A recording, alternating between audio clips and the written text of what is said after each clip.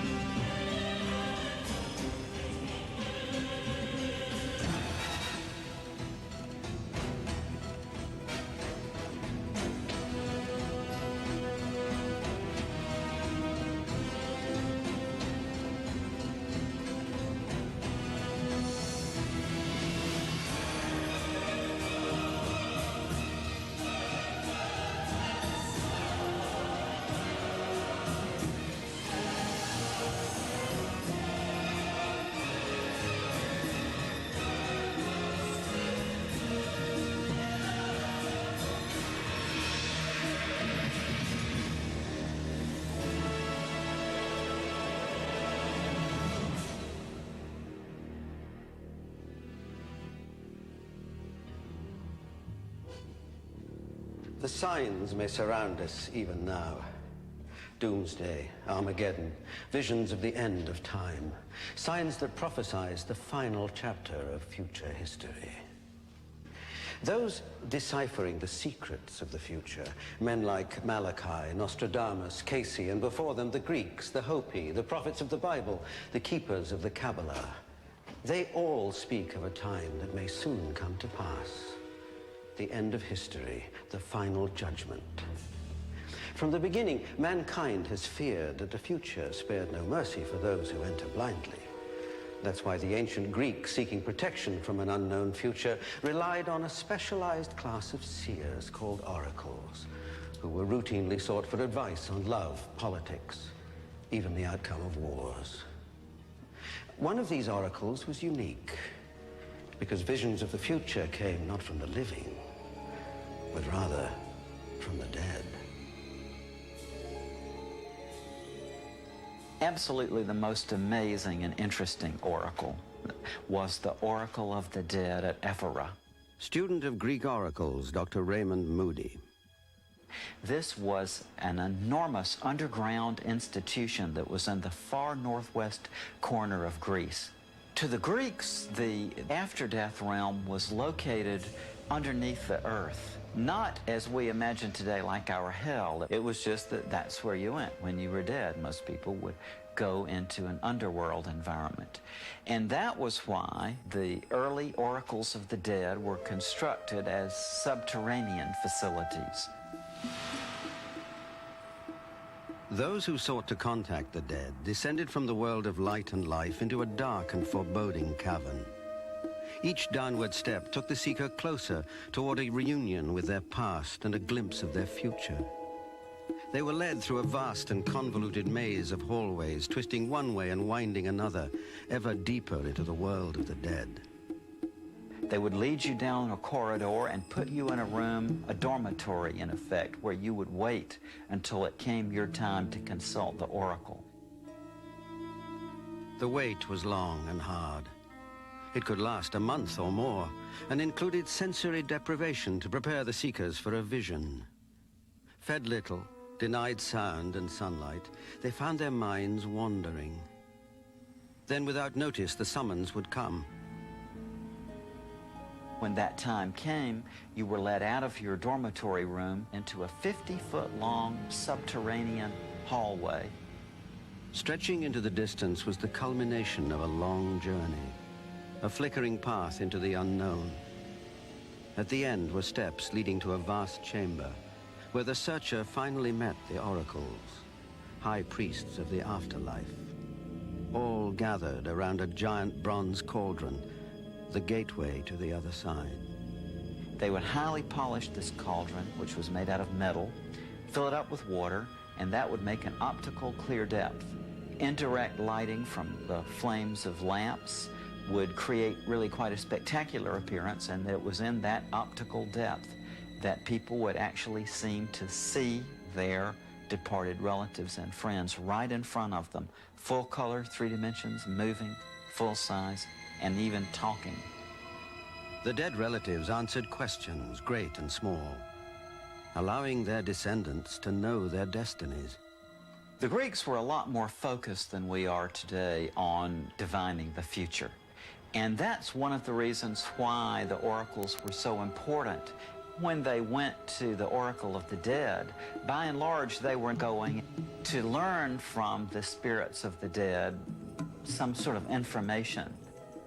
After they had been in the central apparition hallway and had seen the images of their departed loved ones, they were then led out, and they were led into a room where they were fumigated with sulfur. In the ancient Greek culture, it was regarded that if you had had any sort of contact with the dead, a dead body or with a spirit, you would have to cleanse yourself by immersing yourself in sulfur. Their bodies were cleansed, but nothing could erase the visions forever etched in their minds.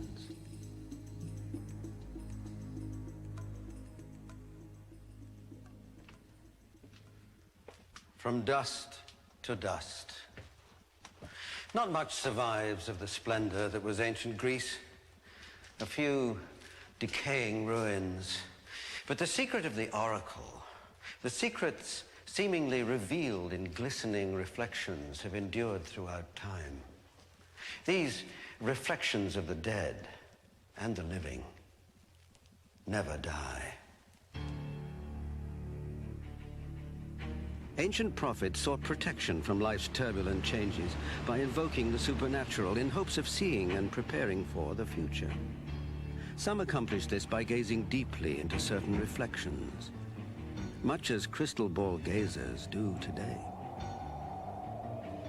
One of the standard forms of divination in ancient Rome was what's called haruspicy.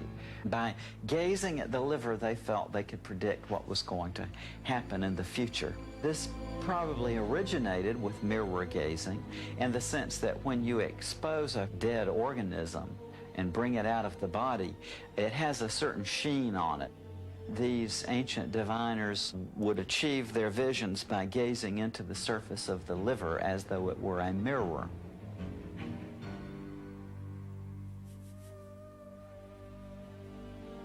Reflections also played a role in the lives of Native Americans, who sought insight into a universal question: how long would one live? The Pawnee Indians had a ceremony in which they would take a badger, kill the badger, drain its blood into a bowl, and there in the moonlight, the children would come and gaze into the blood, which would of course act like a mirror, a reflective surface. Based upon the visions of themselves that they saw in the future, their parents would determine whether their life was to be a short one or a long one. In Africa as well, mirror rituals have long been woven into the fabric of tribal life. There was a tribal practice in Africa among the Nakomis, an initiation ceremony. A young man is led to a ritual hut.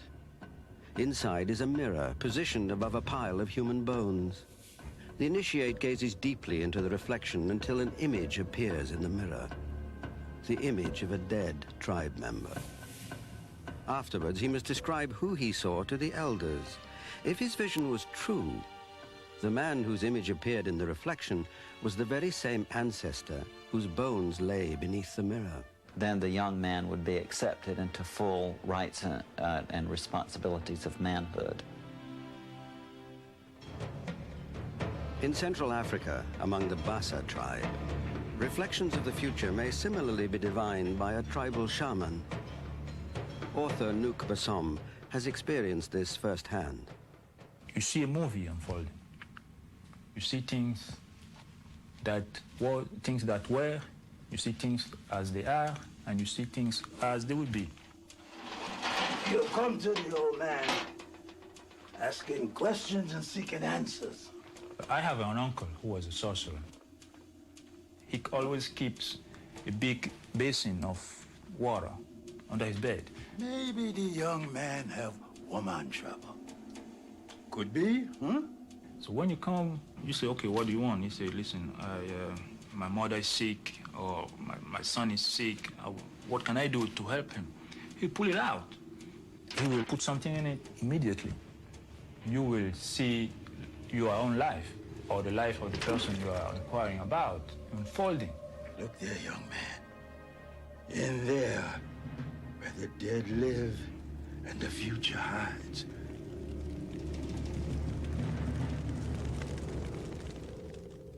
In America, over 100 years ago, the future revealed itself to a president through two haunting reflections. Abraham Lincoln had a very striking mirror vision on the night of his first election in Springfield, Illinois in 1860.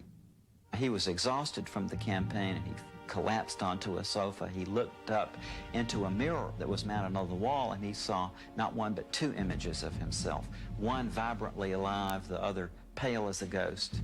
And his wife interpreted this to mean that he would be elected to a second term but would die in office. The 16th century man known as the king amongst prophets, Michel de Nostradamus, may also have captured reflections of future worlds. His astonishing legacy of prophecy includes what some believe to be predictions of Napoleon's bloody reign, the First and Second World Wars, Hitler's rise and fall, the assassination of John F. Kennedy, the Challenger disaster, and a third world war that will usher in Armageddon. Nostradamus may have discovered the end of time in a mirror. Author Dolores Cannon.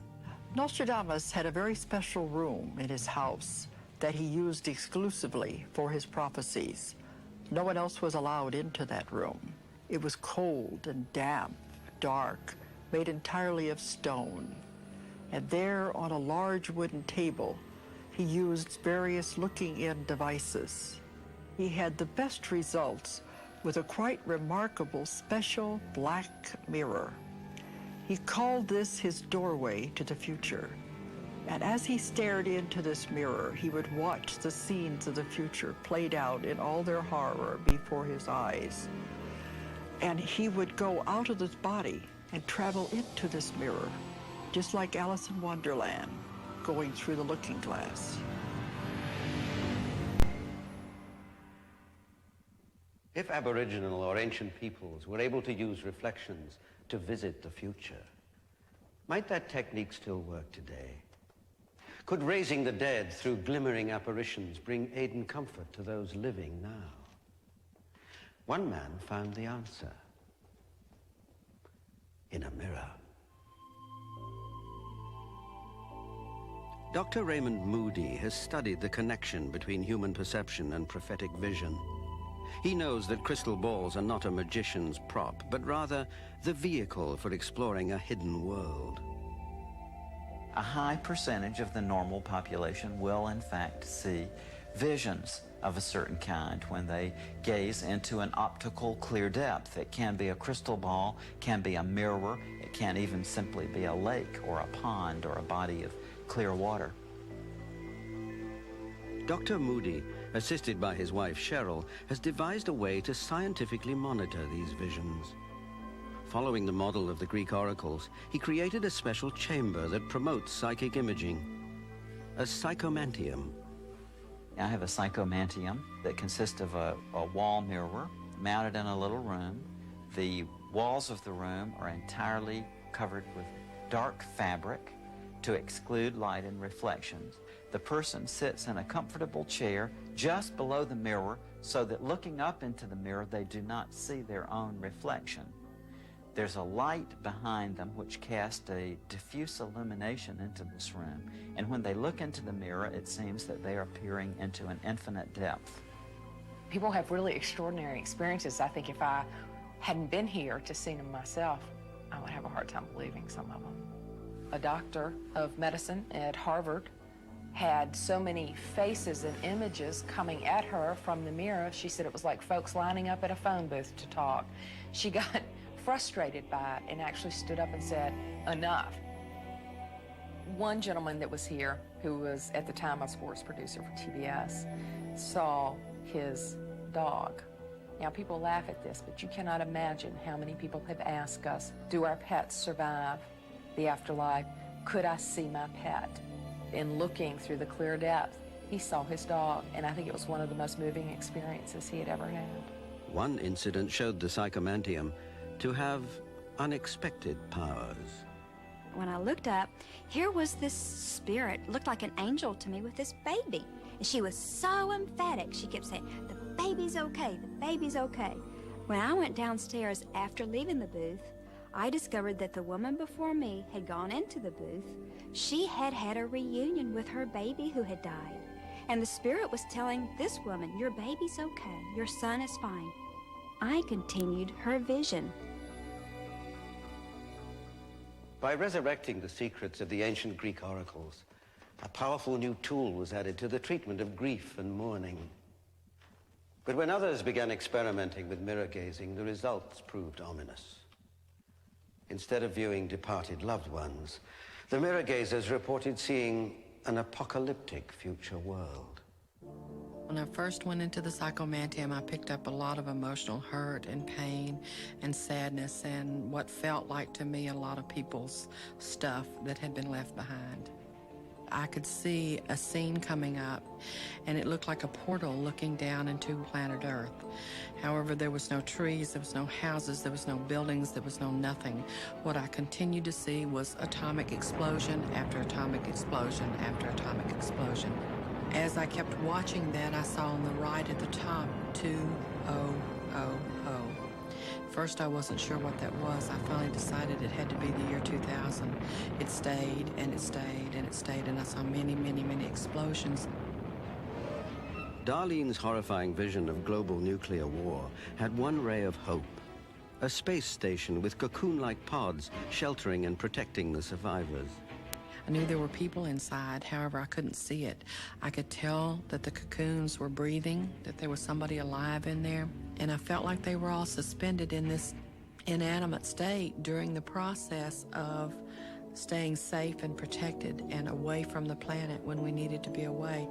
I felt that I was one of the people in the cocoons and that there were lots of people in the cocoon, and the vision came to me as almost like a prediction or a feeling of what would happen. Darlene is just one of many to foresee impending disaster. One after another, those who enter the psychomantium have been bombarded by images of death and destruction. In the psychomantium, some of the earth changes that I have seen are just tremendous winds blowing things away that you can't imagine, even stronger than tornadoes and hurricanes, high waves, New York and coastline cities just breaking, the earth crumbling underneath from the water and the waves. These are all of the sort of the correlating signs that keep coming to me that say, yes, pay attention. My experience in the psychomantium was not what I expected it to be.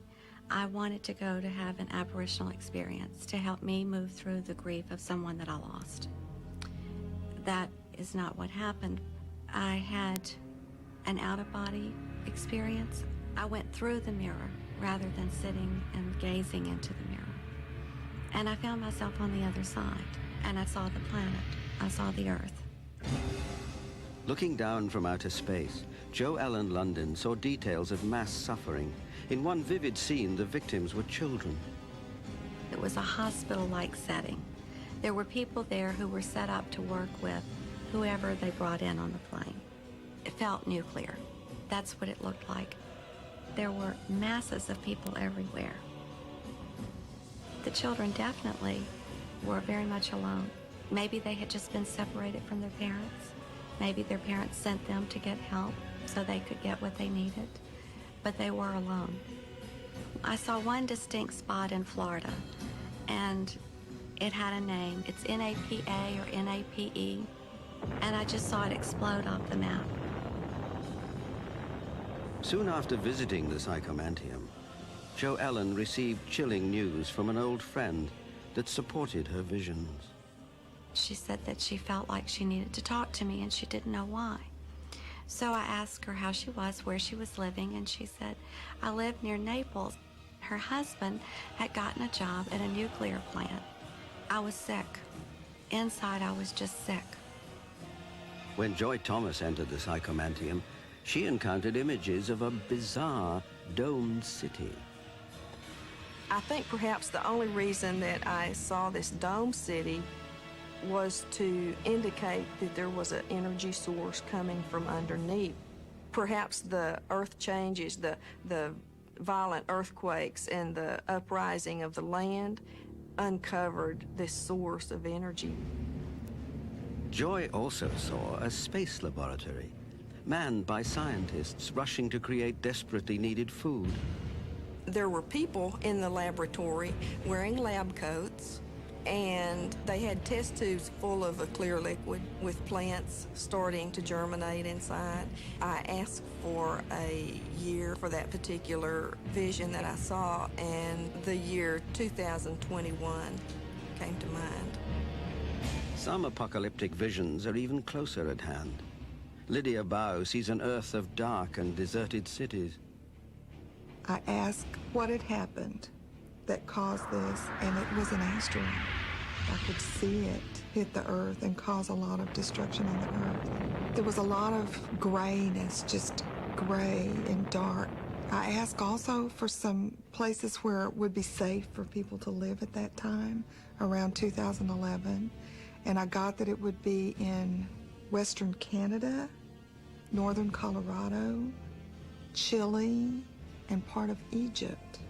Those places will be safe. That'll be where people are living. Now when people come out of the Oracle and they tell me that they can see the entire planet being destroyed in that way, I believe it, and I also feel very frustrated. We've got to do something. We've got to do something. Although strangers to one another, they claim to have conjured fragments of a common vision inside the Psychomantium. Pieces of a catastrophic event looming in the very near future. Yet this is really nothing new. For centuries, prophets and seers have warned the 20th century may end with chaos and devastation. Nostradamus may be the most famous of seers, but over the eons, hundreds of lesser prophets have charted the future. And what is somewhat foreboding, many of their prophecies seem to target, to point to the end of our millennium. The year 2000. John Hogue, author of the Millennium Book of Prophecy, has documented some eerie visions of our near future. There are many predictions that will be the countdown point for the final roller coaster ride out of this century into either thermonuclear war, ecological disaster, or an apocalypse. One comes from an ancient monastery called Marienthal. The monastery was built in the 13th century. Since that time, they kept a guest book. One of its earliest loggings is from some unknown monk who wrote down the following prophecy concerning the coming events of the 20th century. And he writes, "A war will come before which all previous wars will fade. Streams of fire will come from clouds where there are no clouds." This strange riddle could mean that the fire is from greenhouse gases, invisible clouds.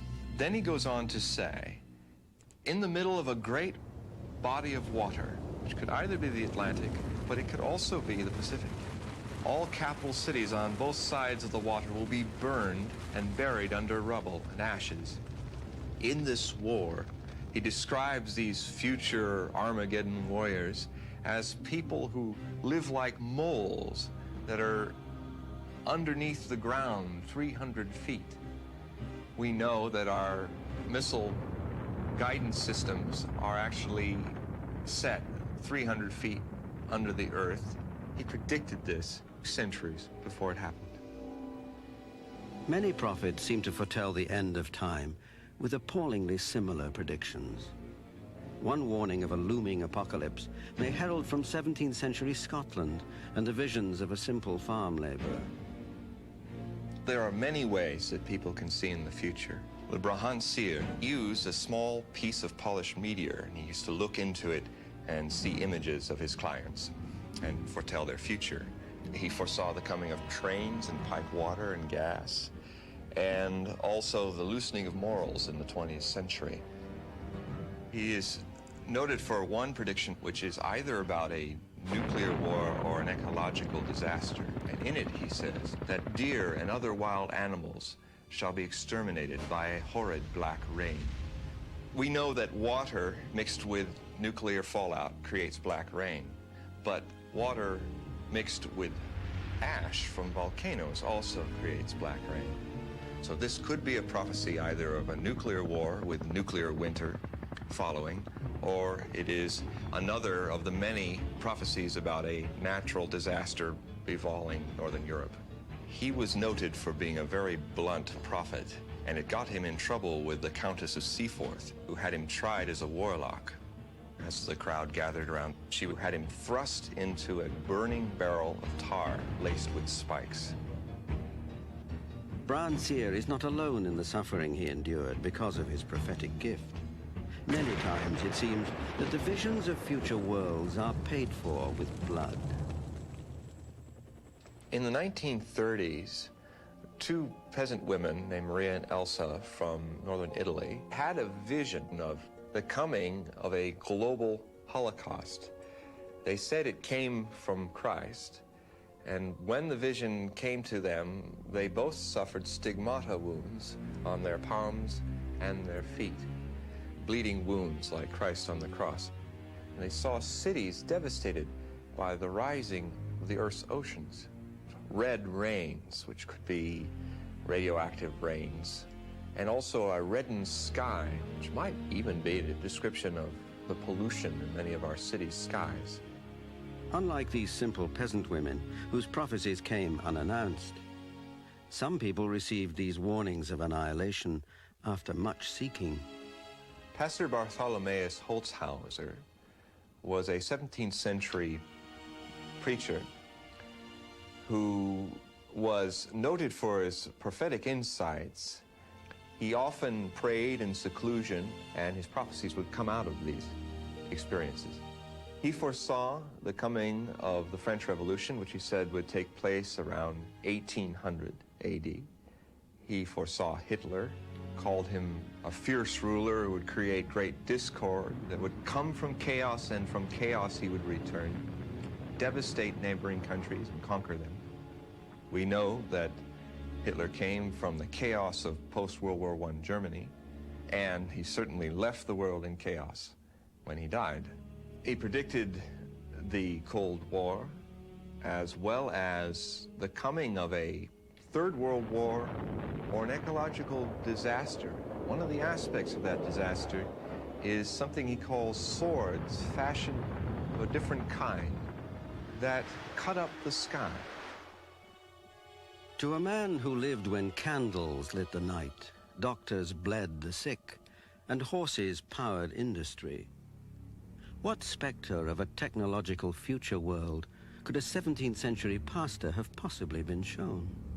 What Bartholomeus then warns is that there is a pestilence that comes to the earth from this activity. And he may have been foreseeing the ozone holes, of which he says, a great lament will come over all humanity, and only a small batch will survive the tempest and the horror. Is a higher power using men like Bartholomeus Holzhauser to show us a cataclysmic course of the future? Or can the source of these visions be something more sinister? Many people believe that prophecy is a gift from God, but also many people you would call insane have a similar gift of prophecy. Adolf Hitler, for instance, if you study his works, makes a number of chillingly accurate predictions that would put him right up there with Edgar Cayce and other prophets. But this man was a mass murderer. in the last 10,000 years 100 prophets that have proven themselves 75% accurate in predated predictions. They come from all corners of the world, all different times. You have biblical prophets, prophets like Nostradamus in the 16th century, prophets from America like Edgar Casey, who have all these different various people that seem to share a collective vision. You can see that there are two clear courses in our future, in our near future. And one is doomsday, destruction of man. The other breaks that pattern, that rut of misery that we call history. And we will maybe live as a race outside of history and therefore unpredictable.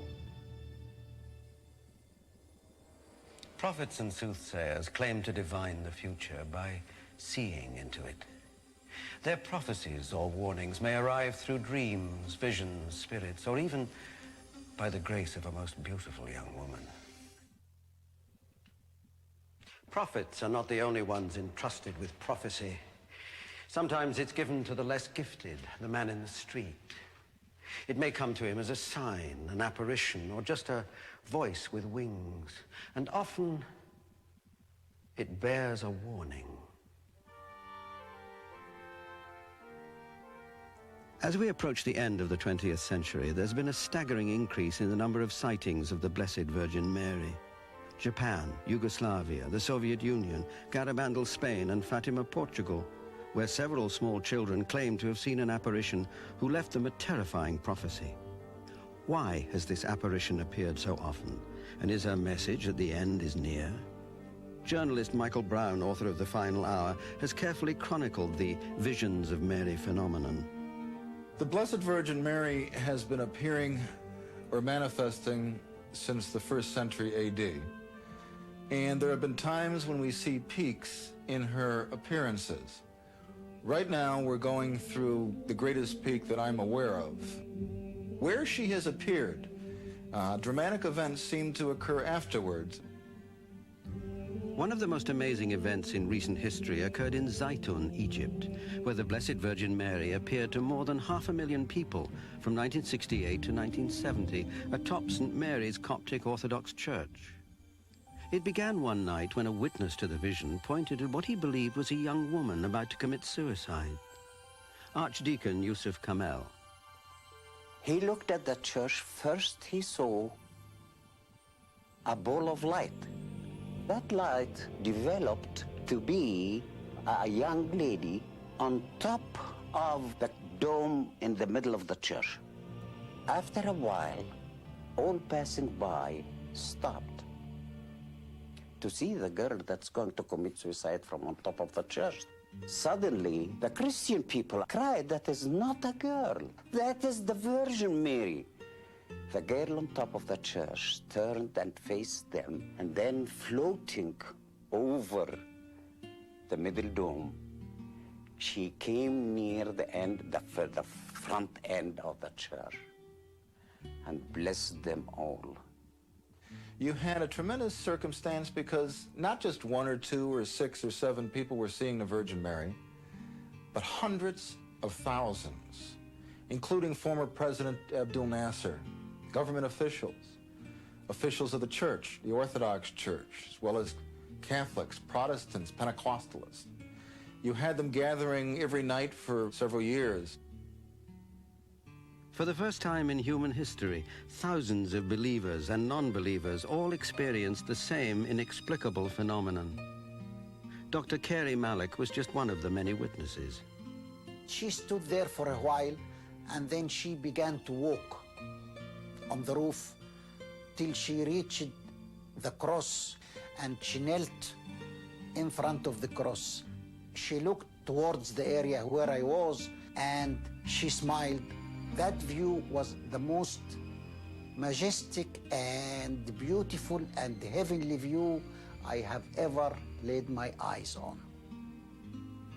I don't believe I saw her, or why she showed herself for me. Why Saint Mary show herself for someone like me? A sheet of light just out of nowhere appeared on the top of the church. And my sister-in-law says, look, she's standing there. She came down, she stood on the ground beside the church. And then she moved into the church, and then she vanished. Many hundreds and then thousands, then tens of thousands and hundreds of thousands of people congregated there and for themselves saw phenomena and strange smoke and what looked like nearly luminous birds or doves. And this went on for several years to the point where, by some estimates, 1 million people saw the Virgin Mary in Zaytun or some type of supernatural phenomena. The question is, why Zaytun? Why Egypt in the mid-1960s when the Middle East was a powder keg? War was in the air, a massacre had been plotted.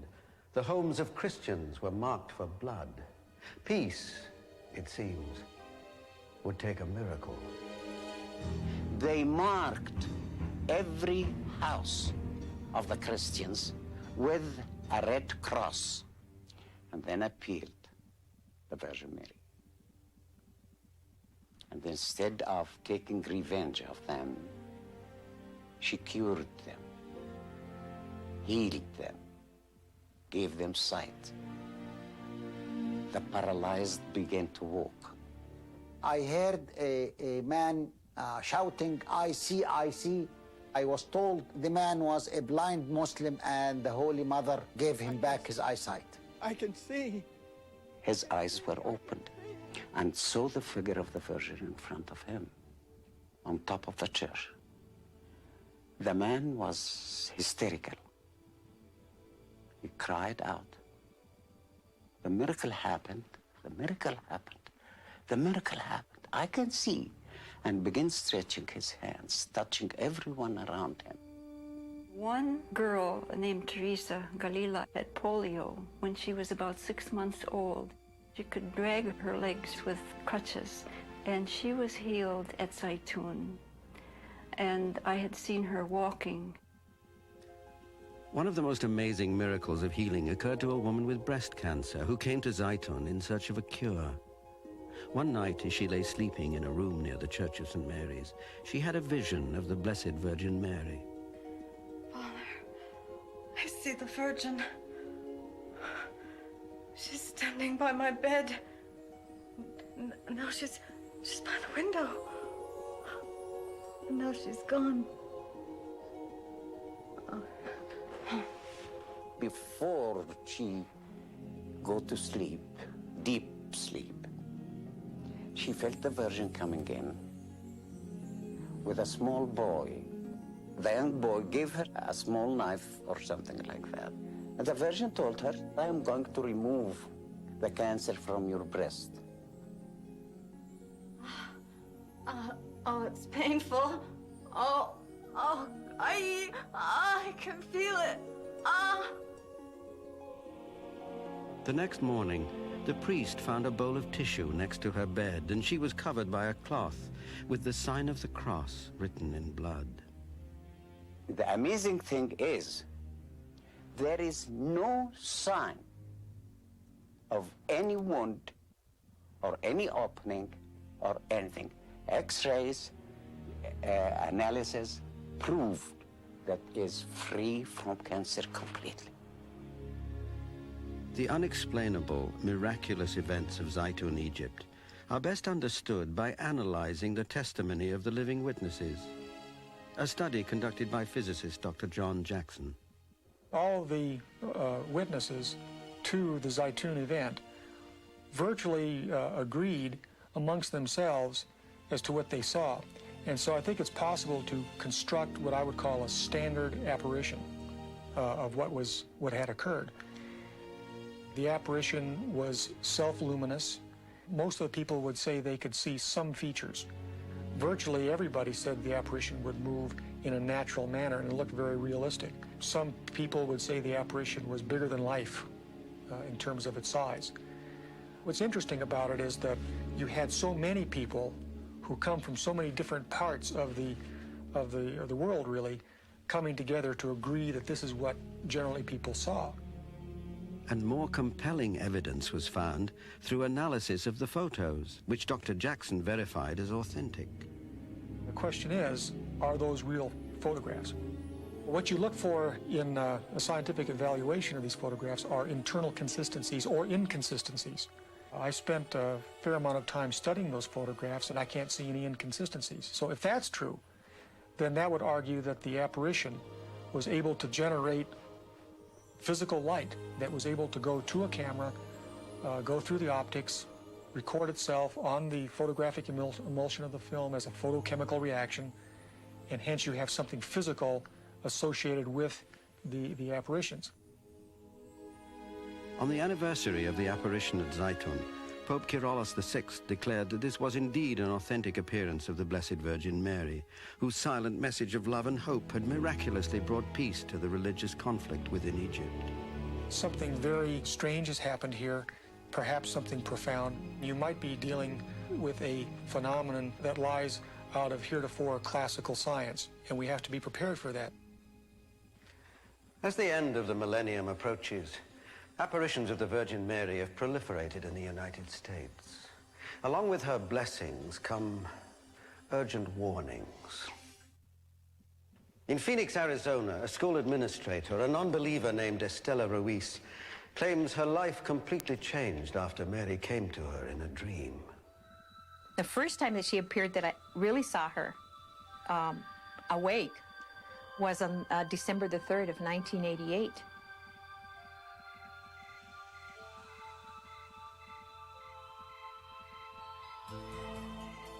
I was the only one that was awake in that dream, and I saw a light form like in the hall coming into our room. I knew in my heart that our Blessed Mother was going to appear. You're here. Our beautiful lady is here.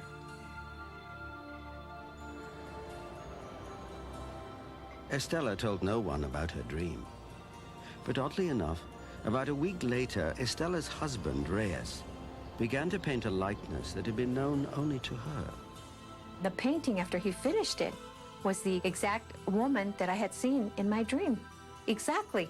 The same white veil, the same blue mantle, the same white dress, and the same beautiful eyes. Several days later, as the Ruiz family gathered to say the rosary, the painting her husband had made of the Blessed Virgin Mary came to life. Estela finally knew she had been chosen. Oh my God, the most beautiful woman in the world is here. At the very beginning, when she appeared, she said we were not to tell anyone that she was appearing in this home, that she would bring as she wanted, and as she needed them, she would bring them. And that's exactly what happened. 200 people showed up that night without any public knowledge, nothing in the newspapers, anywhere. 200 people showed up. How that happened, I have no idea. Many healings and miracles were said to have taken place in the Ruiz home. Most incredible was the time Estela's rosary apparently turned to gold. She was looking at it, and the rosary was just turning gold right in front of her. And somebody else was looking at it at the same time, so it was, it was quite an experience. I think that they're another manifestation, another little hint, another little sign that, yes, God is intervening, yes, something is going on here. Word traveled quickly about the appearance of the Blessed Virgin at the Ruiz home, and soon their backyard was filled with hundreds of people waiting for a message. Our Lady appears inside to me. However, everybody outside can feel the presence of Our Lady, and that's been quoted to us many, many times by many people. And many people have told us they have seen her outside during the apparition. Along with miracles, blessings, and healings, Estela Ruiz claims the Virgin Mary speaks to her regularly, sometimes with prophetic warnings. At the beginning of each year, she will tell me more or less what will occur during that year.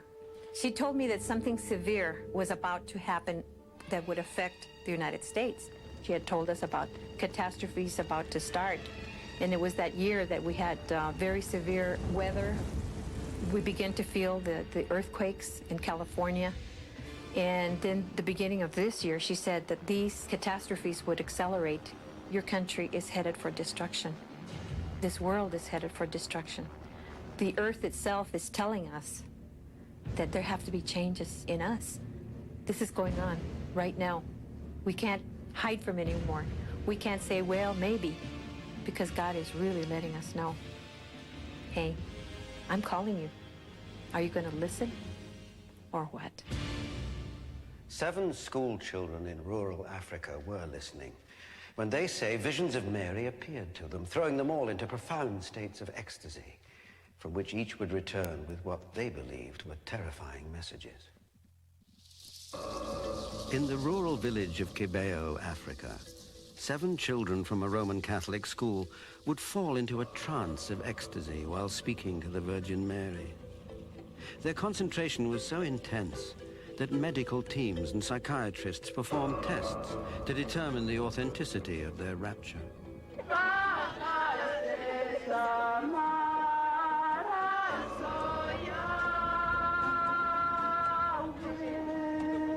When somebody goes into an ecstasy, it's nearly like they're being drawn into another dimension, drawn out of our reality. Indeed, they'll tell you afterwards that everything disappeared around them. Maybe they'll see what seem like nearly clouds, but aren't really clouds, some other reality or dimension. And it's in that reality that they see the supernatural figures, whether it's the Virgin Mary, sometimes the Lord, various saints, different personages who are of a spiritual nature. And when they're in such a state, often, you can go up and you can flash a light in their eyes, you can pinch their cheeks, you can even put a needle into them, and they're not going to blink, they're not going to budge, because they are in an altered state of consciousness, a tremendously altered state of consciousness. But their eyes are open, and what they are seeing seems as real to them as anything that we see in a normal course of consciousness. But the 7 children had a terrible message to deliver, a prophecy so horrifying that they wept as they revealed what they had seen. They were given a prophecy of the future, horrible pictures of coming turmoil and anarchy, blood. They were shown so many bodies it seemed like there was no place to put them all. They were told that if mankind did not convert, that there would be apocalyptical events in the future. They were told by the Virgin Mary that that country would see a river of blood. That was a direct quote. 6 years later, the prophecy was fulfilled with chilling accuracy in the nation of Rwanda, where Kibeho is located. This is the final times of the apocalypse, because that's what it must seem like in Rwanda. So that was a prophecy that came true in rather specific ways and specific details. And she said at Rwanda that she had come not just for Rwanda, but for the entire world. And so if that's happening there now, one wonders what lies in all of our future. Long before the Bible, there existed a mysterious body of secrets that were handed down to a chosen few. They foretell the end of time. And these mystical teachings may decode the secrets of the universe. Collectively, they're called Kabbalah. Some scholars of Kabbalah believe that hidden within 72 ancient Hebrew names, a description of Armageddon may be found. Rabbi Philip Berg. A ball of fire will descend upon all of mankind. There will be periods whereby mankind will forget that the sun even appears. World War II will be so finite, so minuscule as compared to the ultimate destruction that will take place within the next 6 years. This was stated 2,000 years ago. This chilling prophecy may be found within Kabbalah.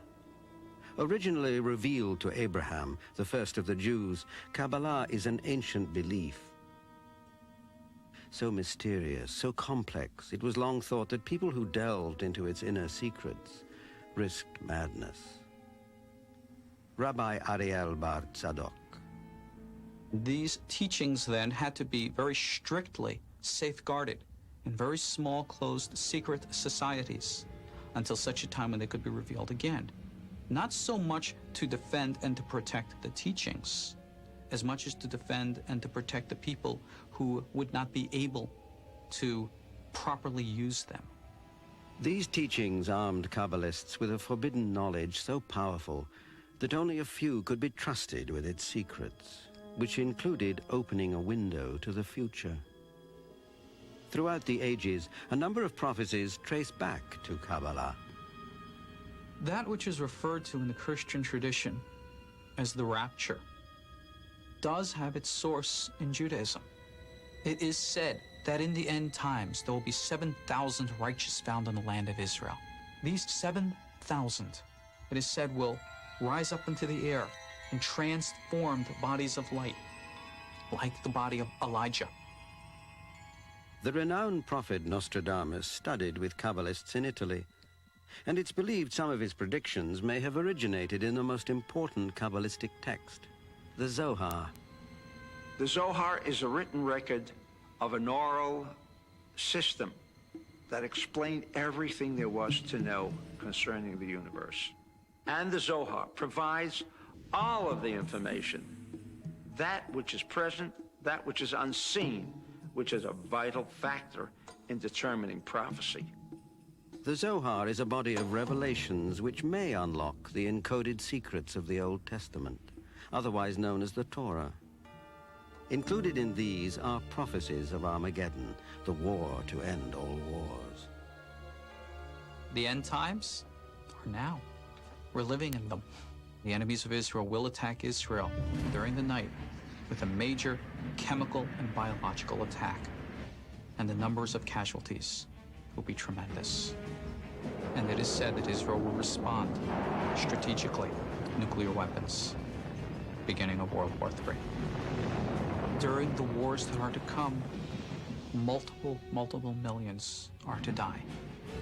Here in the United States, you will see horrible things.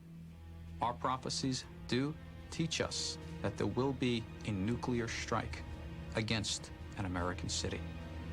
Our prophecies teach us that America will not fall to an outside enemy, but will fall to racial rioting from within. Fundamental to Kabbalah is the goal of reaching spiritual perfection. But the world today is far from perfect and declining steadily as mankind plunges toward the millennium, the date when the cosmic clock may run out. All of the prophecies of Armageddon and gloom and doom that are written in the Bible by the prophets were not given by God because of our sins and he's going to punish us because we're bad, but rather they're the natural outcome and result. We as a race have not developed much spiritually, and therefore we are bringing upon ourselves our own fulfillments of our own destinies. Part of that destiny may include disastrous earth changes. There will be major changes upon the entire ecosystem, on the entire globe.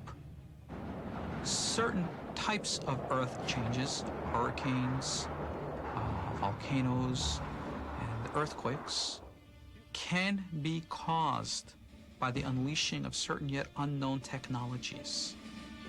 And I believe during World War III, these unknown technologies will be the cause of the majority of horrible storms.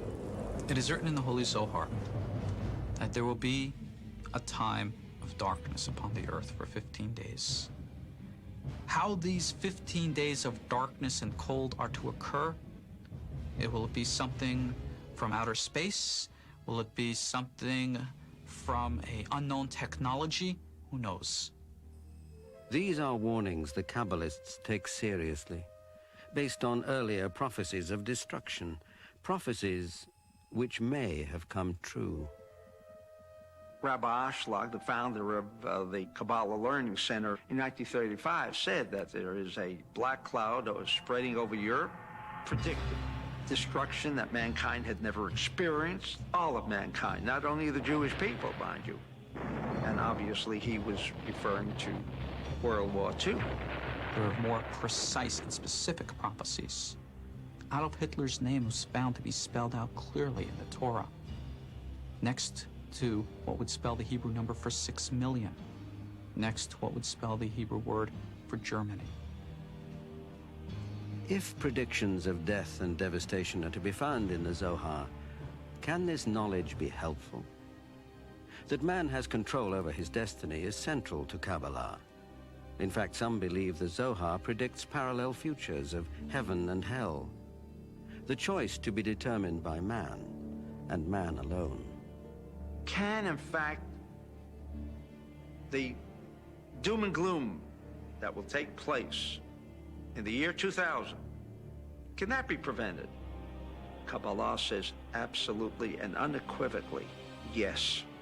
The biggest stumbling block that will prevent the peace on earth and goodwill towards men from ever taking place will be the lack of consciousness of the people to believe that what we consider to be miracles can become a very normal event in our daily lives. Believers feel that Kabbalah predicts a day when people will defy the shackles of their physical world. Breaking earthly bonds, man will fly, heal himself, see the future, and prevent natural disasters with the same power Moses used to part the Red Sea. But Kabbalah says that future is conditional. If we don't get our act together by the year 2000, that if mankind does not take control of their actions, preventing the forces of evil from growing, expanding, then this ball of fire is what will be inevitable. A holocaust of a nature that the world had never seen is going to take place, destroying almost all of mankind, all vegetation, all forms of life. And only those who have studied and learned how to preserve their own physical bodies will live beyond Armageddon.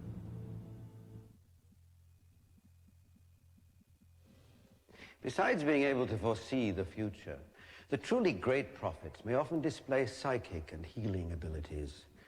As we come to the end of the 20th century, an American prophet named Paul Solomon may be considered one of history's most gifted seers.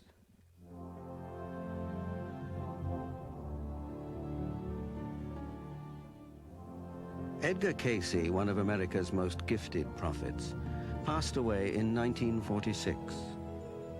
But Cayce's legacy would not end with his death. In the late 1930s, a child born to a Southern Baptist family would become known to the world as the second Edgar Cayce. His name was Paul Solomon, and his warnings to the world would echo those of the sleeping prophet a generation before him. Thoughts of fear, thoughts of worry and disharmony will destroy mind, body, spirit, science, technology, environment, the planet itself. Paul Solomon was a teacher, a healer, a priest in the true sense of connection with God, a miracle worker, a loving, caring man who believed that everybody could learn to develop their full potential. People started to talk of Paul as the second Edgar Cayce. And Paul's response to that was, hey, I don't want to be the second Edgar Cayce, I want to be the first Paul Solomon. Born William Bilo Dove to a Baptist minister's family in the South, the boy who would grow up to be a prophet was a solitary child. He was said to have supernatural abilities that troubled his religious parents, as his wife Sharon recalls. When Paul was a child, he used to see lights around people. Afternoon, preacher. Ma'am. Good afternoon to you, Mr. Harkins. Paul, what do you say? Good afternoon, Mr. Harkins, sir. He saw dark, dull, ugly lights as bad people. He's got a bad light. That's a bad person. Enough of this evil talk, young man. Show respect for your elders. Often, people who his parents thought were very nice and loving would then end up cruel or mean. They didn't know how to deal with that strange child.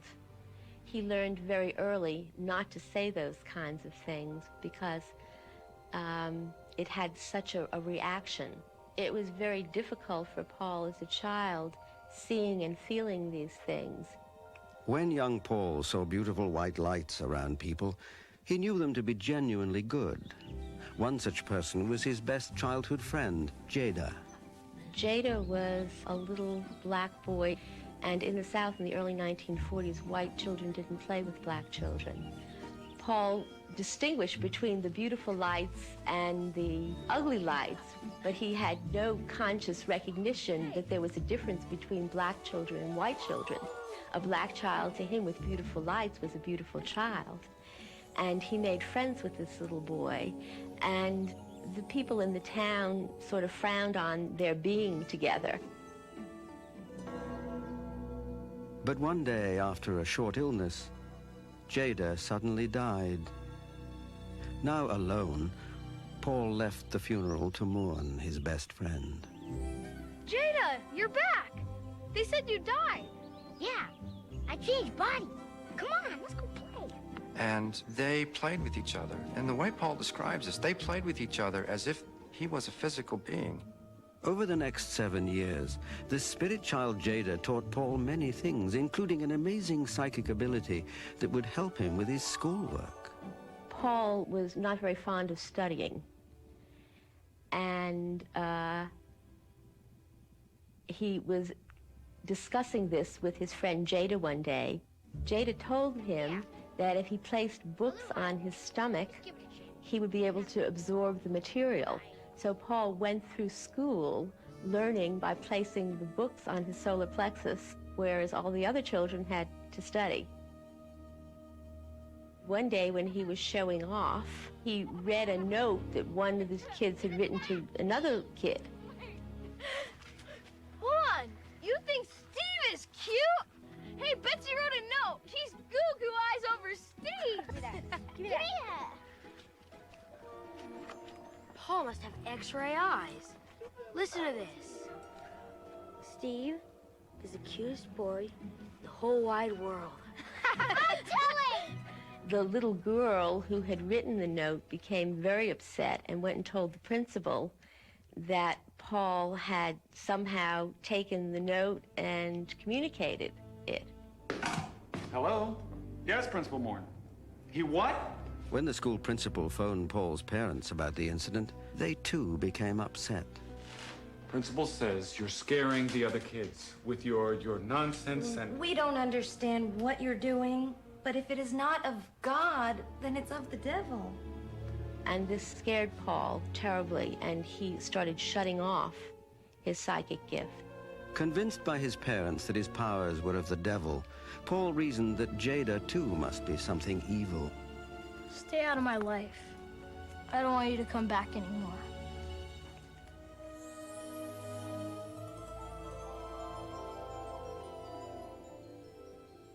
As a young man, Paul studied to be a Baptist minister in the honored traditions of his family.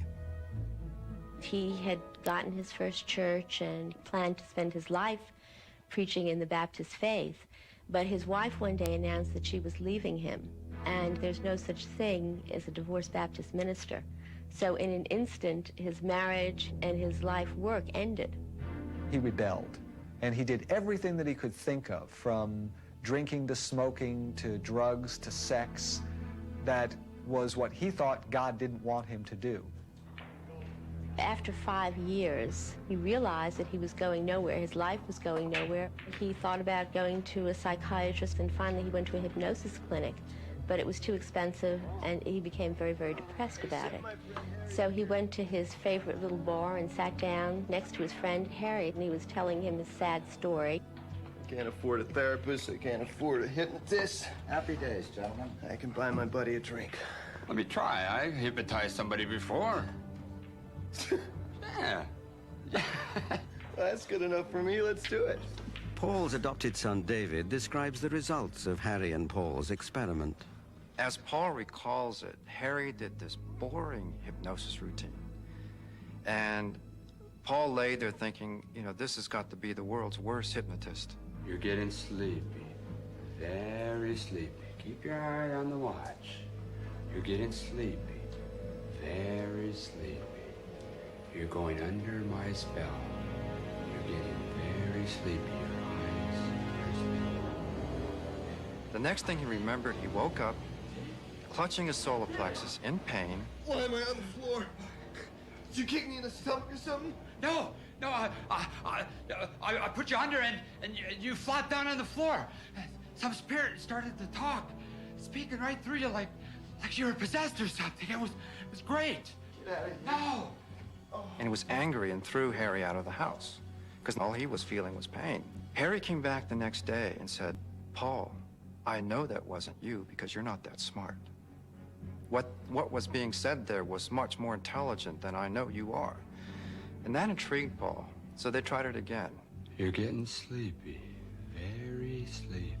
This time, Paul remembered going through a long tunnel, and at the end of the tunnel, he saw Jada. He also saw a girl by the name of Merle, who he had dated in high school, who had also died. They were waiting for him at the end of the tunnel, and they comforted him, and they supported him, and in effect held his hand as he explored this other realm of consciousness. They also asked a question about where his grandfather's money was, because his grandfather had told Paul for years and years and years about this lost money. Paul, where did Grandpa hide the money? The money's in a chimney. In a house where nobody lives. And they went to an old burned-down house and they found the money and the stocks. The voice that spoke through Paul called itself the Source. Author Dr. Wayne Wheeler describes the extent of its power. There seemed to be nothing in the entire manifold of universal creation which the Source didn't know or that it couldn't find an answer to.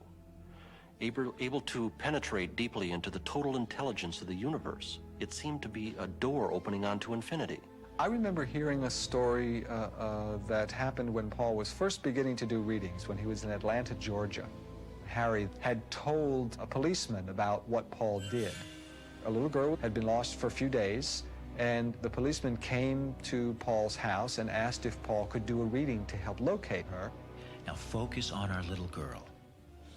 We see a street. Do you see a street sign? Yes. Magnolia. Do we turn left or right? Turn right. We see a house.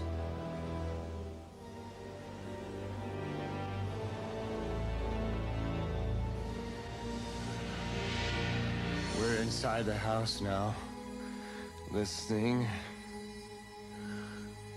Around the corner. We hear her now. She's hiding under the bed.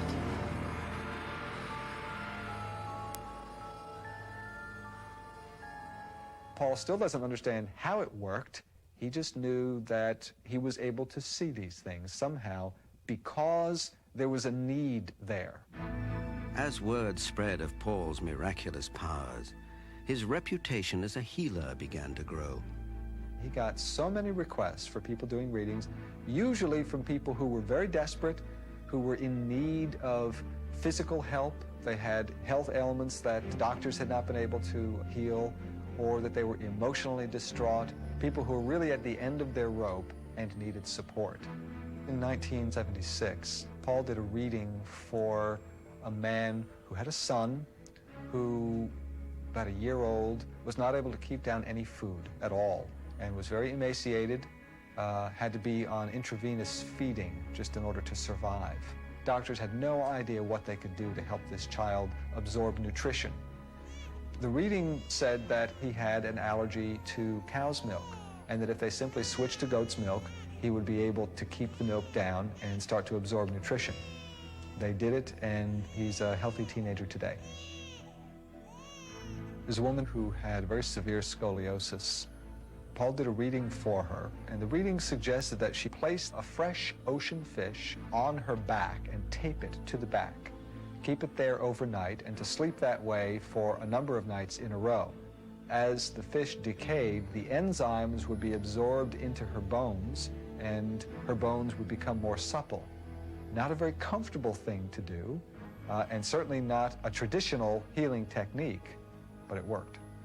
With each reading, Paul became increasingly adept at contacting and communicating with this strange, all-knowing power. According to the people closest to him, strange phenomena, even miracles, were an everyday occurrence. One day, Paul and another friend of mine and I were driving in a car, and there was an electrical storm going on, and Paul said that anywhere he pointed his finger, you'd see lightning. That's very funny, Paul. And I thought, yeah, Paul, you don't need to pull this stuff with me. I saw a bolt of lightning right where he pointed it, and I stopped laughing and I just shut up. I didn't understand how he did it, and he never explained what happened. But strange things like that just happened around him. Another eerie example of Paul's connection with the source was witnessed by Dr. Bill Beidler. Paul came to my house for a series of readings. I conducted them in my library. I had a double closet with a sliding door. Paul was laying on the floor in the dim light of the closet. About a third of the way into the reading, I saw floating above Paul, his other body, connected by a cord to the solar plexus. Paul stopped right in the middle of a sentence. The minute I saw this, he stopped.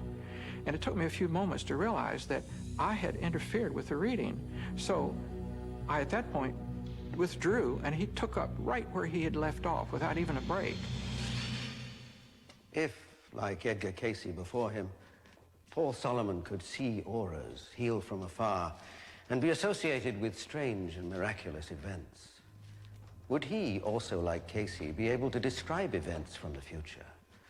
And would those snapshots of a world yet to come echo Casey's often dire prophecies of impending doom and destruction? The Solomon source has been remarkably accurate in its prophecies. The loss of the giant air base at Subic Bay in the Philippines is just one example among many. The source said that the United States would lose that base in 10 years, and in precisely 10 years, it was lost. The source predicted the end of the Iran-Iraq conflict at a time when most experts were telling us that it was about to increase. It predicted an early end to the 1991 Persian Gulf conflict. The source predicted the downturn of the Japanese economy years before it occurred. The source predicted the resignation of Richard Nixon well over a year before Nixon actually left office. The source predicted many things that have come true and were quite remarkably accurate. Paul Solomon began a reading by sitting up and praying. He then laid down. His breathing would nearly stop, and then his solar plexus would heave violently in the middle, and it was like shooting a bullet out of his body, out of his solar plexus, actually. And you knew he was in trance. While deep in this trance, Paul's source would speak through him, revealing even more frightening information about the fate of mankind. Do we have any information on earthquakes? Considerable destruction in areas of the west coast of the United States.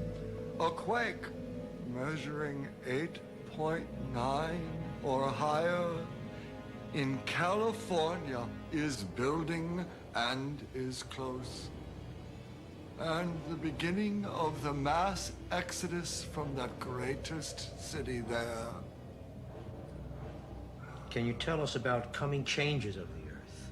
The continent America will split in half. Down its very center. A wall of water will come rushing across. He saw in a vision a tremendous tidal wave approaching the South Carolina and Georgia coastline that would inundate everything all the way until Atlanta and the Appalachian Mountains.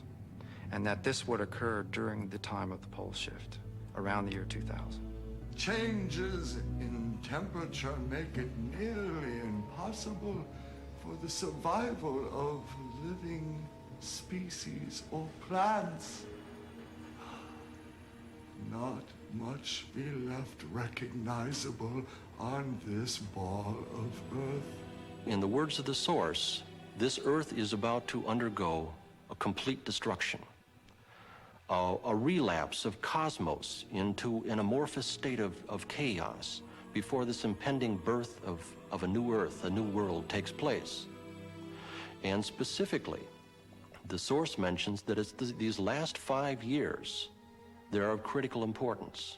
Armageddon or future wars? The introduction of nuclear devices is building and is very close. You will see plumes of fire and smoke as spoke of in the book of Revelation. What we are talking about is a nuclear confrontation in the Middle East that will spread a great deal of radiation and toxic waste over a wide area. We see children dying in the streets, and you will see destruction as has never occurred on this planet. Over and over again in the source readings, it stated that we have a very short period of time in which we can change before the dire predictions given by the source come true. And if we don't change, they will come true.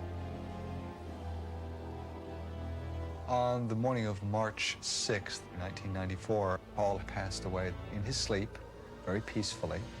Paul had been very ill, and yet he didn't stop. He just ran all over the world, helping people. He just didn't let his illness get in the way of doing the work that he needed to do. Paul Solomon tapped what he called the source to divine what may be looming cataclysmic upheavals. At the same time, in a far corner of the country, another source was being called upon by someone as innocent can be. A mother of 3 and another woman seeking peace and relaxation through meditation allegedly saw into the future. Why this happened to them remains a mystery. Sometimes it seems the most ghastly prophecies are imparted to those who are the most shy and unsuspecting. Her world seemed so ordinary and serene. She was a housewife and mother, quietly raising a family in the country. Then, without warning, nightmares of a future world reportedly seized Laurie Toy. In 1983, I had 3 small children, all in diapers, and I was living on a farm. And I was awakened in the night, and at the foot of my bed stood an ascended master, the ascended master Saint Germain. And his aura was crackling, and it had almost a violet, luminous energy all around it.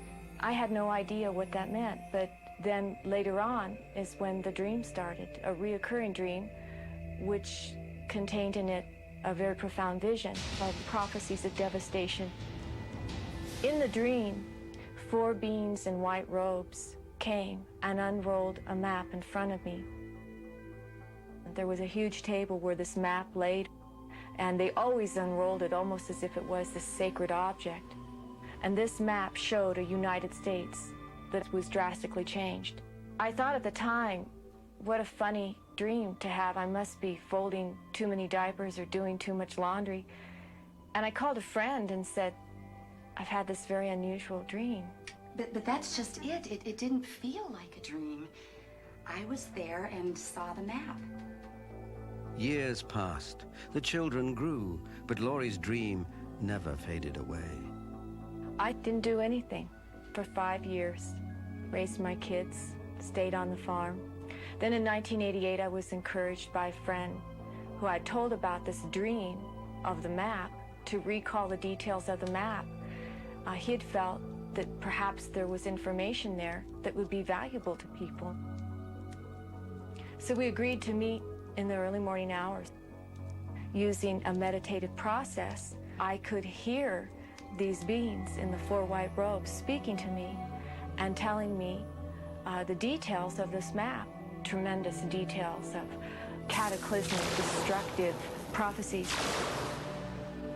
When I first saw these 4 beings, I didn't know who they were. But later on, I became educated in these specific ascended beings.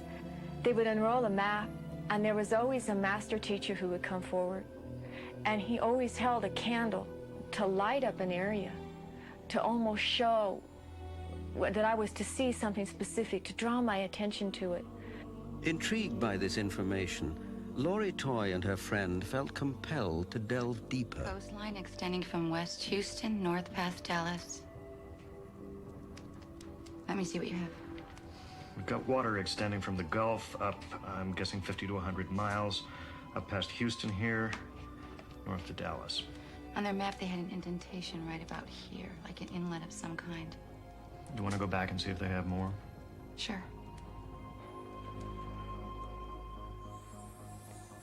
In the map room, they are with me. From Texarkana over to Mississippi, then down almost to New Orleans. What about Nevada, Utah? Can we work on these? Yes, they say. They are showing me. It is all underwater, almost to Denver. Do you see any islands? Yes. Salt Lake City. I've noticed that after I come out of this meditative state, that a lot of times there's something altered within my own physiology. For instance, this morning, I blew out several lights just turning them on. You can always hear the tone on a telephone. If I hit the dial on it, puts a whole other tone in there and I get the wrong number. We had over 80 sessions using this meditative process. What evolved out of that was the I'm America map, which is a very highly detailed prophecy of Earth changes of the United States. The prophecies were so alarming that Laurie Toy began documenting each one so that people could be warned. They said the first thing that we would see would be a meteor that would be coming towards this planet, and that would hit somewhere in the Nevada desert. They said the next thing that would happen after that would be 2 to 4 years of rain. They said that would cause an overall global warming. Also will suffer another devastating earthquake in the Pacific Northwest, which will sink Oregon and Washington State. Wind and rain and extremely cold temperatures will pelt the East Coast and break up the East Coast into islands. The lower tip of Florida would be flooded or sink. The Mississippi and the Missouri rivers would more than quadruple their present size. Many lakes and rivers would just burst. The Sierra Madres are what are left of California, Nevada, Utah, and the northeastern portion of Arizona.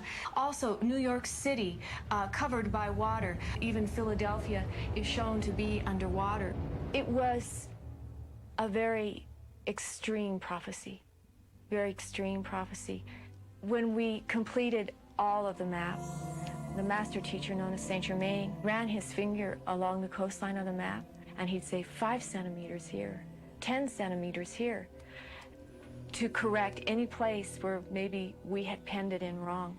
I sold my house and took the money from that to print the first I'm America map. We printed 1,000 copies.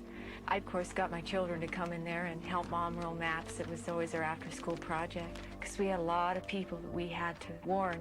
And we started giving maps away to hundreds of people and talking about what these prophecies were. But the Odyssey did not end there for Laurie Toy. The map captured the attention of a man who was also having visions of Earth changes. A man who became Laurie's second husband. A man named Len Toy, a prophet in his own right who shared the same startling visions. One day I said, well, you write down what you've seen, and then I will go into the meditative state and I will write down what I see. And we did that, and we were amazed because both maps looked almost entirely alike. There's great ice storms that form over the European continent and crash to the cities and bury them under 20 to 100 feet thick and as much as 200 to 300 miles long. All of these areas are then completely devastated. Because of the global warming that is so greatly affecting Western Europe, the European community joins together to detonate a nuclear explosion in the Mediterranean Ocean along a fault line to alleviate the water pressure that is rising. And the area of North Africa into the Middle East is lost in this nuclear detonation. The European prophecies happen well after the prophecies that happen in the Americas. Seeing the future, knowing what lies ahead, can be a blessing as well as a burden. Many people who call us, they always say, well, what do I do? A lot of people call in deep stress, in deep fear. They have children, they have homes, they want to have a future. Laurie and Len Toy are not the only ones who claim to be haunted with visions of global annihilation. Sue Spittler, during an innocent foray into the world of meditation, came face to face with what she believes was Doomsday. She said the visions invaded like unwanted messengers. Home economist Sue Spittler. When I was doing the meditation on the universe, I really saw a great depopulation of the world happening in very traumatic, fast ways, such as earthquakes, large plane crashes, tornadoes, hurricanes, situations where large numbers of people would be eliminated. This is somewhat like a pruning, and I can sense this pruning to happen pretty steadily over the next maybe 200 years. I have a sense as the world depopulation occurs that there are going to be other great physical changes in the earth too. I have a feeling that in the future we're going to have much, much more water, much, much less land, and my sense of that is that we would have maybe 1/3, possibly as much as 1/2 land mass compared to what we have now. I can sense that the Pacific Ocean might come in as far as, say, Nevada. The Mississippi will be much bigger than it is now. I think any of the major rivers are going to be incredibly increased in size. I meditated several other times on the subject of the universe, and the information that I received just kept building on top of the information that I sensed earlier. You finally have to come to a point that you say, it's true, it's real, it happens, I believe it. Fragments, glimpses of a dire future, appear to be flooding in from varied sources, from medieval monks to modern housewives. And like some nightmare puzzle, the pieces seem to be falling into place. Reportedly, warnings of imminent global disaster are being received worldwide. And in the southwest United States, a stone, thousands of years old, bears a carving of what just might be a map of the future. Hidden in the desert is a secret linked to a prophecy of the ancient Hopi tribe of Native Americans, which warns, when the gourd of ashes drops, you will know the end of the world is near. The Hopi elders believed the atom bomb to be that very gourd of ashes, for in 1948 they held a tribunal, appointing a guardian of their prophecies. Prophecies set in stone by distant ancestors and covered with the dust of time. The man chosen? Thomas Banyanka. It's been here for a long time. They knew about destroying, but no one knew it was here. Thomas Banyanka is the keeper of the carvings.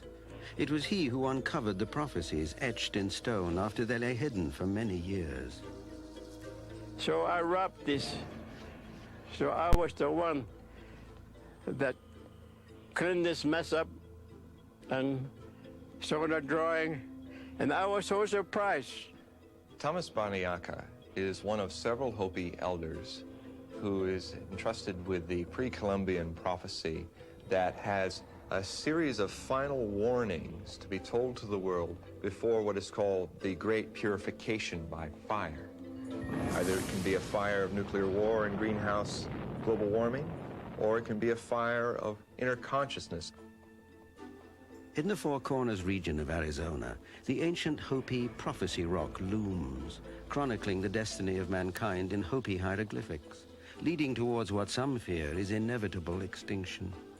This figure represents the Great Spirit or guardian of this land that we came on this earth, what we call now the Mother Earth. In the first figure carved by the Hopi ancients, the Great Spirit or Creator meets man. The Creator then gave man the sacred circle, a promised life of peace and plenty if, and only if, man would follow the spiritual path.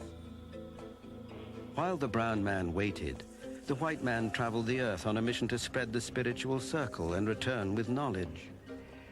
He was supposed to bring this, but instead he brought a symbol of a cross, they said. It's on here, cross.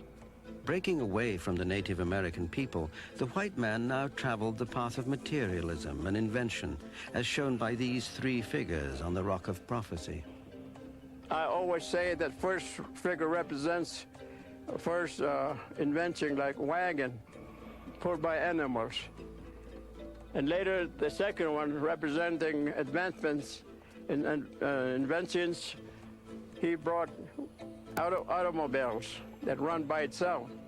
Then the third one represents also advancements in inventions, scientific things, and now they have rode up in the sky. With the invention of the aeroplane, the white man now commanded the land, sea, and sky. And just as the Hopi Prophecy Rock appears to predict, this thirst for power led to two devastating events, World War I and World War II. There's a line down over here, and that's where we are today. And the zigzag light represents up there big nations. Powerful nations put their military might together and kill thousands of women, children, animals, birds. We have now come into last little circle above the line, which is, they said, maybe the beginning of Third World War. And so, as the Hopi prophecy goes, we find ourselves at the crossroads with the fate of the entire race of man hanging on one all-important question. Do we return to the sacred circle and a life of harmony and abundance? Or do we take the jagged road, leading us further and further from the spiritual path? If that happens, according to Hopi prophecy, the purification by fire will immediately commence. These chilling words place us precariously close to the edge. Will civilization end in a holocaust of flame? They're not going to save the world. They're not going to bring peace and justice. They're going to destroy the world. That's what old people say. So it'll just end with gold full of ashes. The whole world, all living things will be destroyed. There'll be nothing left on this earth. Everything will burn up. Logic, reason, just plain common sense, all argue that seeing into the future is impossible. Science tells us that prophecy is no more than superstition, or at best a parlor trick. But what if there were evidence to the contrary? After all, not so long ago, man was made to believe that the earth was flat. The Hopi carved it into a stone. Kabbalah has the message in code. And for thousands of years, prophets and seers have foretold of a time, our time, the end of the second millennium, when life as we know it might come to an end. But one needn't look to the prophets of old to uncover warnings for the future. Omens of doomsday may surround us now, invading our dreams, leaving clues, triggering visions of devastation, giving us a sense of foreboding that something is terribly wrong. Hope springs eternal. The present need not be victim to what is to come. The test of prophecy may not be to predict the future, but rather to change it. And the power to change still rests in our own hand. Doesn't it?